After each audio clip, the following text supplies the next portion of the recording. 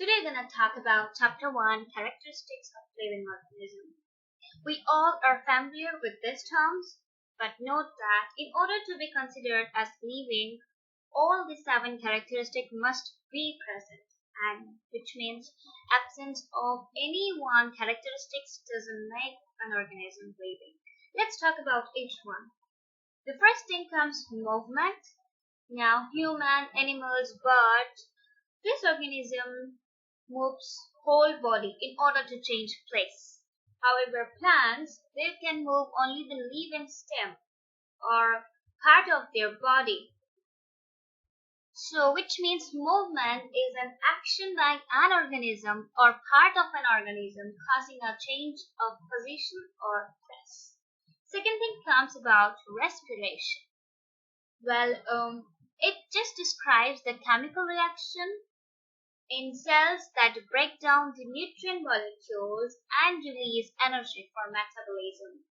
The term metabolism is all chemical processes that occur within an organism to keep it alive. Second thing comes sensitivity. Now, let's talk about a plant. It detects the sunlight and it moves its parts towards the sun. If you break the term scientifically, it detects is a senses stimuli and then it responds. Same thing, if there's a change in temperature, which is a senses and stimuli, then if it is hotter, we sweat, or if it is cold, we shiver, which you can say response. So technically, sensitivity is the ability to detect or sense stimuli in the internal or external environment and to make appropriate response. Next we have growth. Now that's more easier. A baby grows to a man, a giraffe baby grows to adult baby, or a plant grows to bigger plant or trees to be precise. So growth is a permanent increase in size and dry mass by an increase in cell number or cell size or even both. Now the term dry mass, it means is a mass of an organism once you remove all the water from it. For example, if we remove all the water from the cell, then the remaining will be the dry mass. Next we have reproduction. The one where we all are interested, right? Well, reproduction is just a process that makes more of the same kind of organism. Like in case bacteria, a parent cell will divide to a daughter cell and they will produce more and more and more. Or in terms of animals, they will produce their offspring and they will make a community. Next we have excretion. Well, let us just introduce yourself with the excretory organ that we have. The first, lung, kidney, next come liver, and then the skin. All of them removes the waste product of metabolism. For example, the lung will remove carbon dioxide, kidney will remove nitrogenous waste, or you can say urea, toxins and drugs, and liver, bile pigment.